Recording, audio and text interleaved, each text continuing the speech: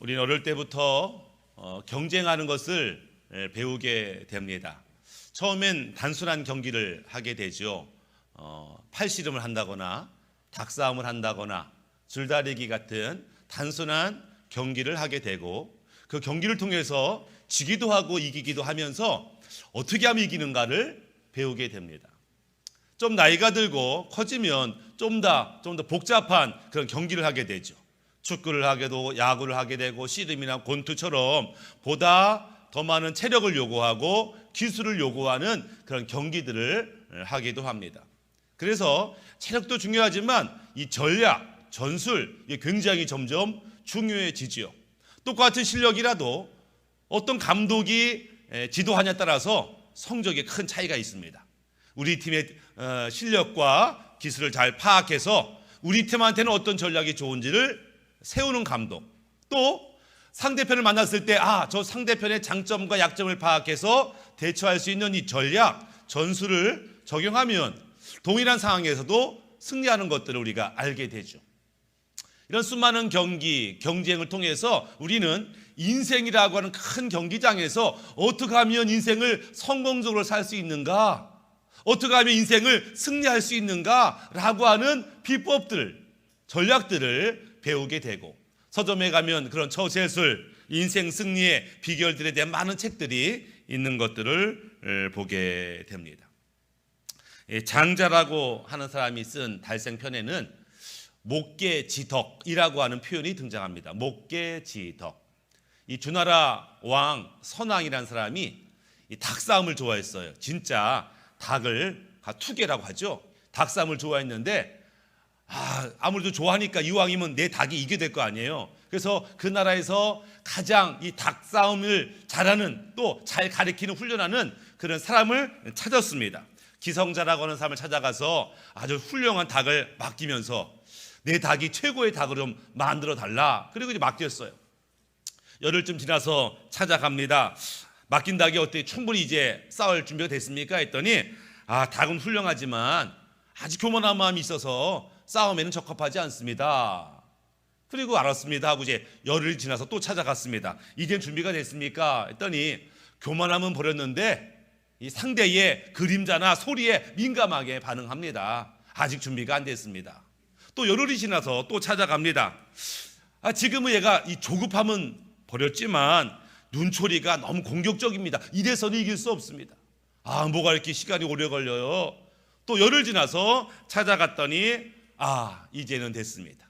이젠 상대가 아무리 요란하게 소리치고 움직여도요, 아주 마치 나무처럼 견고하고 평안함을 유지했습니다. 이제는 어떤 닭이 와도 이길 수 있습니다 라고 하는 내용의 목계지덕, 마치 나무 닭처럼 평안하고 견고하다, 이런 뜻이죠. 사실 이것이 닭에 대한 이야기가 아니고 인생에 대한 이야기입니다.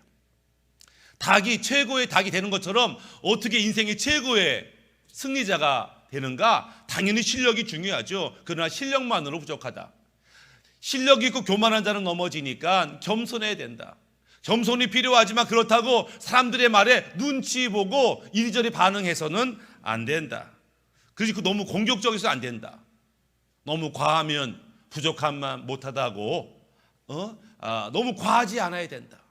그리고 마음의 평안함, 누가 칭찬한다고 해서 방방 뜨지 않고 누가 비난한다고 해서 분노 일으키지 않은 어떤 평안함, 이런 것들이 승리의 요건이다, 이렇게 이제 말하고 있는 것들을 보게 됩니다. 그래서 우리 각각 자기 전략과 전술을 가지고 노하우를 가지고 세상에서 승리자, 성공자가 되려고 많은 사람 애를 쓰지요. 그런데 성경도 그렇고 많은 사람들이 보면서 이런 의문점을 생각합니다. 분명히 내가 볼 때는 저 양반 승리자야, 성공자야. 그럼에도 불구하고 행복하지 않은 사람들을 만나게 되더라라고 하는 거예요. 누가 봐도 부러운 사람이야. 누가 봐도 높이 올랐어. 그런데 정작 그 사람은 불행한 사람이 있더라라고 하는 거예요. 이걸 어떻게 우리가 바라봐야 될지. 솔로몬이 그랬습니다. 그는 왕의 아들로 태어나서 그도 왕이 됐습니다.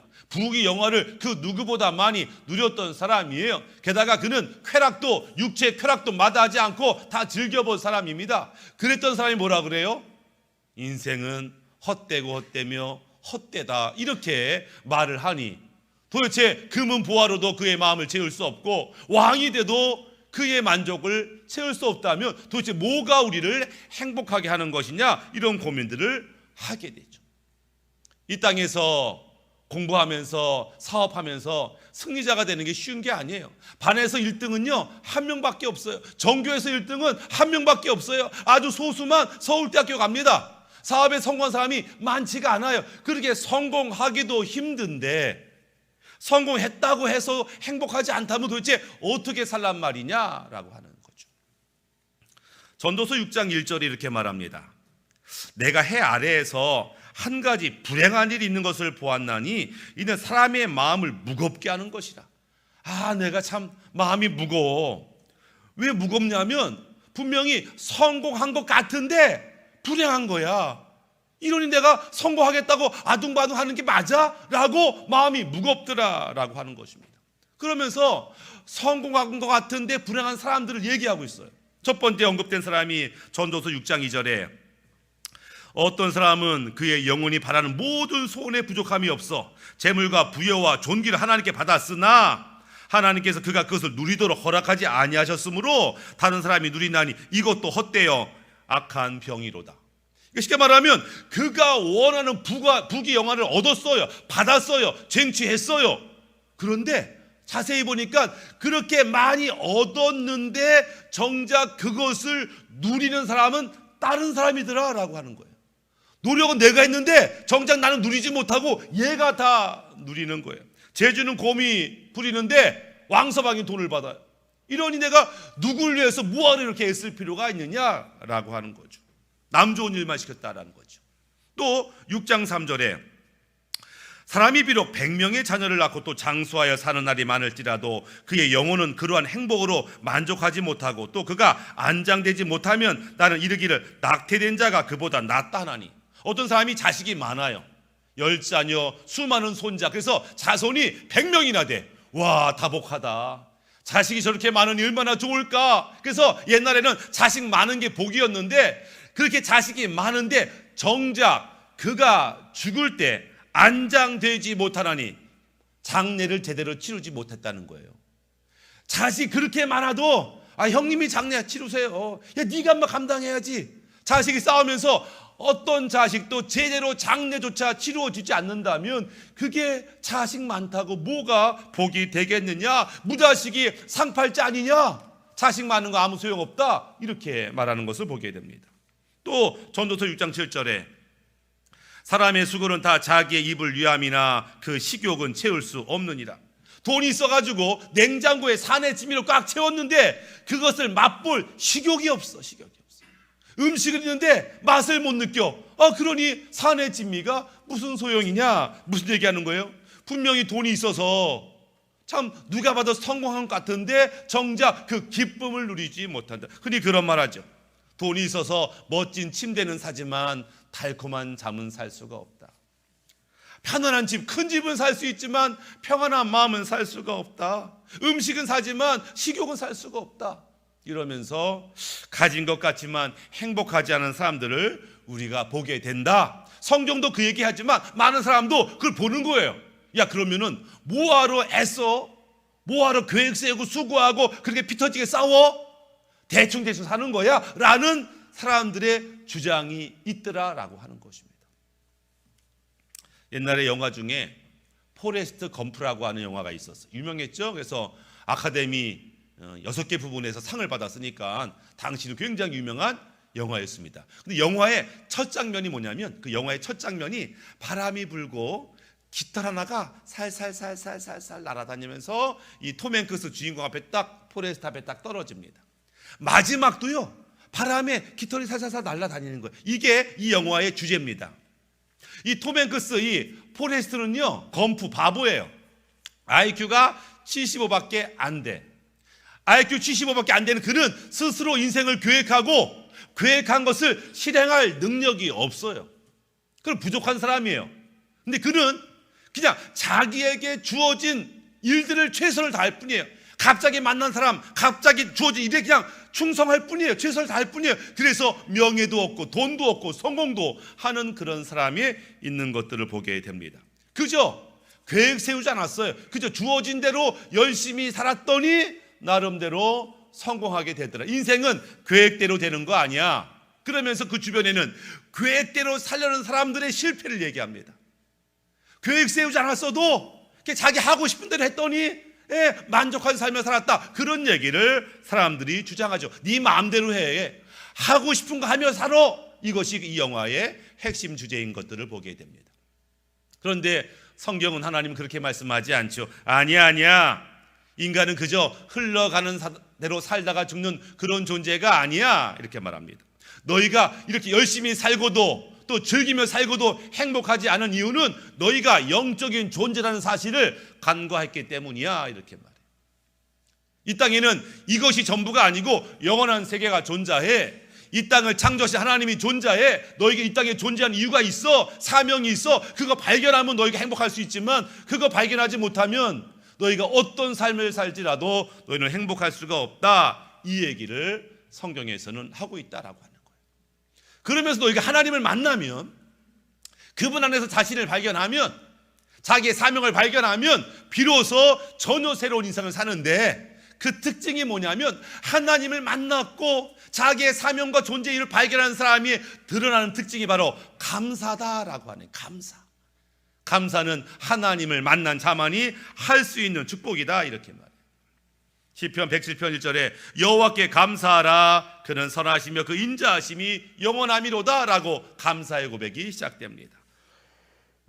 빌립보서 4장 6절에 오직 모든 일에 기도와 간구로 너희 구할 것을 감사함으로 하나님께 아뢰라. 기도도요, 감사가 전제돼야 기도할 수 있는 거예요. 믿음의 삶도 감사가 전제되어야 살 수 있는 것을 보게 됩니다. 탈무드에는 이제 그런 명언들이 있습니다. 세상에서 가장 현명한 사람은 배우는 사람이다. 세상에서 가장 강한 사람은 자기 자신을 이기는 사람이다. 그런데 세상에서 가장 행복한 사람은 범사에 감사하며 사는 사람이다. 네, 범사에 감사하며 사는 것이야말로 행복의 어떤 모습인 것들을 이야기합니다. 제가 아는 목사님 중에 이 고양시에서 목회하시는 분이 있는데 아주 열심히 전도하시고 아주 긍정적인 분이 계셨어요. 제주도 많아요. 근데 개척교회가 쉽지 않잖아요. 개척을 열심히 했는데 쉽지가 않아요. 몇 년 했는데 성도가 별로 늘지 않아요. 또 어떤 스트레스가 있는지 이빨이 치아가 흔들리더니 이빨이 빠지는 거예요. 이빨이 빠져. 이가 흔들리지? 이가 빠지는데 문제는 이가 몽창 다 빠졌어. 스트레스가 많은지 하나하나 이게 싹 빠졌다니까. 그러니까는 이분이 어떻게 밥을 먹고 어떻게 설교를 해. 이빨이 없는데, 치아가 없는데. 그러니까 틀니를 하거나 임플란트를 해야 되는 상황인데 이게 돈이 있어야지. 그래가지고 어떤 목사님 통해서 그 치과 의사 선생님이 교회 다니는 분인데 아마 저렴하게 해줄 거라고 가서 이제 견적을 받았네. 견적을 받았더니 이 이빨 하여튼 13개인가 15개인가를 해야 되는데 임플란트 가격이 3,700만 나왔어요. 그런데 이 의사 선생님이 50% DC 해가지고 1,850만 해주겠다. 50% DC가 좋긴 한데 이 개척교회 목사님이 1,850만 어디 있어요? 알겠다고 와서 뭐 기도만 할 뿐이죠. 다른 목사님이 내가 아는 치과 있는데 더 잘해줄 거라고 데려갔네. 견적 받았더니 1,200만 원이면 해주겠다. 근데 1,200만 원도 없어요. 그러니까 이제 이러지도 저러지 못해 기도하고 있는데 또 다른 또 누구 찾아와서 선교하는 그 치과 의사 선생님 계신데 거기 한번 가보자고 했더니 그 치과에 갔더니 정말 엄청 싸게 650만 원, 650 아마 13개 같아요. 원래 하나당 최소 재료값만 50만 원 받고 해가지고 650만 원 해주겠다. 이러니까 이거보다 싸게 할 수는 없을 것 같은 거예요. 여기 해야 되겠다 마음 먹는데 이 돈이 있어야지 어떻게 돈 마련하나 하고 이제 교회에서 기도하고 있는데 전화가 온 거예요. 전에 알던 교회, 전에 교회 권사님이 연락 오더니 500만 원을 보냈다는 거예요. 목사님 500만 원 보냈으니까 필요한 데 쓰세요라고 보내왔다는 거예요. 그래가지고 그거 가지고 임플란트를 막 한 거죠. 그래서 임팔런트가 이제 거의 이제 하고 있는 중에 이제 간증을 하는 겁니다. 제가 이렇게 지금 하나님의 은혜로 이빨은 다 빠졌지만 다 임플란트로 지금 하고 있습니다. 이렇게 이제 간증하는 그 모습을 제가 들으면서 나는 비록 저렇게 놀랍게 도와주는 사람의 간증은 없을지라도 내 이빨이 멀쩡한 게 얼마나 감사한지 우리 주변에 엄청난 간증을 하시는 분들이 있어요. 죽을 병에 걸렸다가 낫기도 하고 교통사고에서 그냥 몇 바퀴 굴렀는데 멀쩡하게 살아나기도 하고 암에 걸렸는데 치유받기도 하고 회사가 부도났는데 특별한 도움으로 회생되기도 하고 그런 엄청난 간증을 들을 때 좋겠다 이런 마음이 들기도 하지만 아니요. 내가 저런 엄청난 기적은 경험하지 못할지라도 오늘 내게 은혜 주시고 건강 주시고 생명 주신 것 하나님의 완벽한 보호 안에 살고 있다는 것을 깨닫는다면 매 순간 범사가 감사할 수 있다라고 하는 것이죠. 근데 어떤 분들은 이렇게 말합니다. 목사님, 감사할 수 있어야 감사하죠. 감사할 게 있어야 감사하죠. 불평거리가 가득한데 어떻게 감사합니까? 자식은 왼수 같고 배우자도 내 마음을 못 알아주고 별거 아닌 것 같은 그 돈도 그 돈 때문에 내가 지금 비참한 인생을 살고 있습니다. 건강했던 몸도 병들어 약해지는데 내가 뭐 가지고 감사하란 말입니까? 이렇게 말해. 그럼에도 불구하고 하나님께서는 우리가 감사하기를 원하신다. 왜? 하나님께서는 우리의 감사의 고백을 믿음으로 받으시기 때문에 그렇다는 거예요.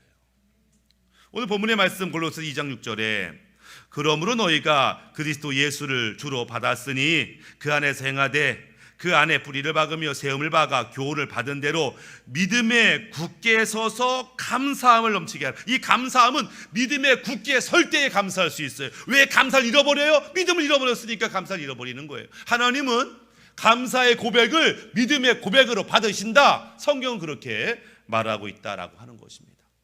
그런데 감사의 고백을 하기가 쉽지가 않아요. 이상하게 우리의 본성은 감사를 자주 못해요.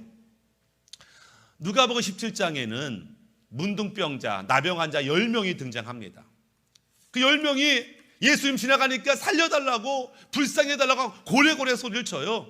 예수님이 그들에게 알겠다, 내가 너를 고쳐주마 하면서 말씀으로 그들을 고쳐줍니다. 치유해줍니다. 너무 좋아가지고 다 이제 자기가 치유됐던 거지 보여주러 막 가는데 그 중 10명 중에 한 사람 사마리아 출신 나병 환자가 돌아와서 예수님께 감사하다고 엎드려 경배하는 그런 모습이 등장해요. 그때 예수님이 질문하십니다.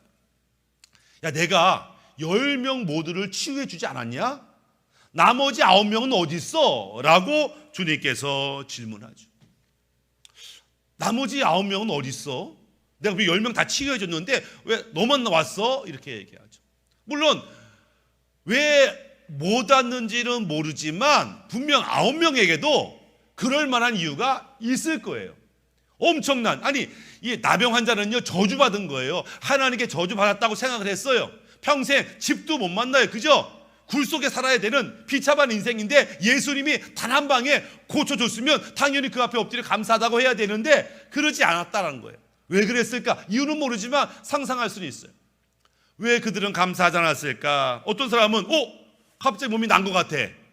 근데 진짜 낫는지 내가 정밀검사를 받아야 되겠다. 아마 정밀검사 받으러 갔겠죠.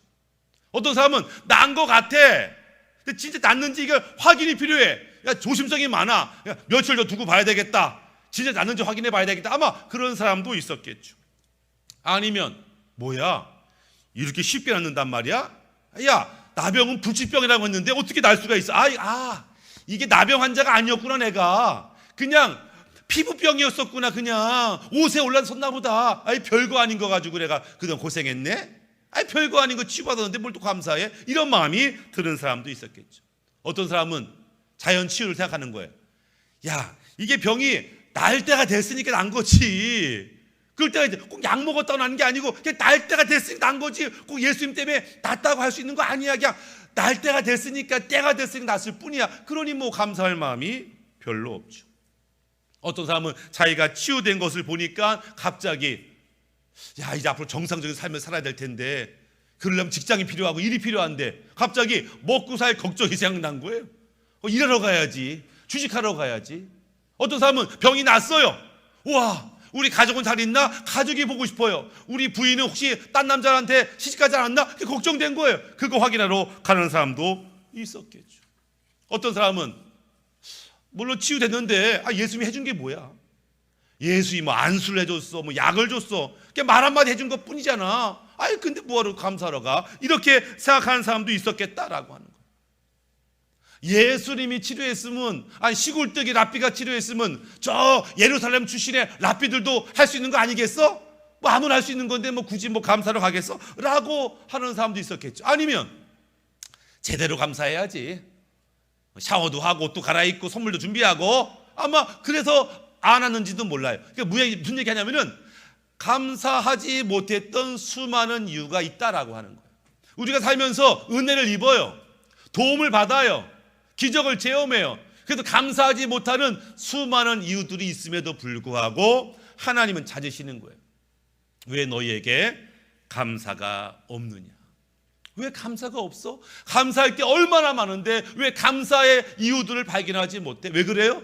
우리의 타락한 본성이 감사보다는 원망, 불평에 더 익숙하기 때문에. 원망, 불평, 짜증은요, 누가 가르쳐주지 않아도 저절로 알아서 튀어나와요. 그러나 감사는 그렇지가 않다.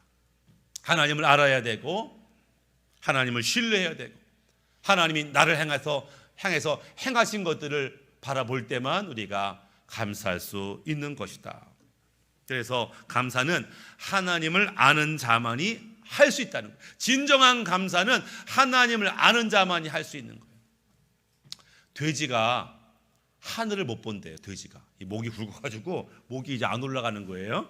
그런 사람 없죠 여기에? 어쨌거나 이제 하늘을 못 봐요, 돼지가. 근데 돼지가 하늘을 볼 때가 있대요. 돼지가 언제? 벌러덩 넘어졌을 때 막 가는데 그렇게 보고 싶어도 하늘이 보이는 거야. 그래서 돼지가 넘어지면요, 배꼽자고 웃는데요. 웃는데 그렇게 보고 싶어도 못 봐도 하늘을 그냥 발라다 넘어지니까 보는 거예요. 이게 뭔 얘기하느냐면은 내가 그렇게 애를 써도 안 됐는데 내가 실패하고 좌절하고 절망하고 나 죽었어라고 하는 순간 갑자기 하늘과 하나님이 보이더라. 내 인생 이제 끝났어, 나는 망했어, 난 실패자야 라고 하는 그때 오히려 하나님이 보이더라. 그 하나님이 보이니까 웃을 수가 있는 거예요. 하나님이 계셨구나, 하나님이 다 보셨구나, 아셨구나, 그러면서 웃을 수 있는 거, 바로 하나님을 발견한 자만이 감사할 수 있게 된다라고 하는 거죠. 감사는 예배와 같아요. 시편 50편 23절, 감사로 제사를 드리는 자가 나를 영화롭게 하나니 그 행위를 옳게 하는 자에게 내가 하나님의 구원을 보이리라. 감사를 제사, 예배로 받으시겠다. 우리가 감사할 때, 우리가 예배할 때 하나님께 영광을 돌리듯이 감사하는 것이 하나님을 영화롭게 하는 것이다. 주일 성수하는 것만 예배가 아니에요. 감사의 삶을 사는 것이 하나님을 영화롭게 하는 것이고 하나님을 기쁘게 하는 것이다 라고 말합니다. 또 감사는요, 또 다른 축복을 가져오는 통로와 같아요. 예수님이 그 9명 어디 갔냐? 왜 찾는 줄 아세요?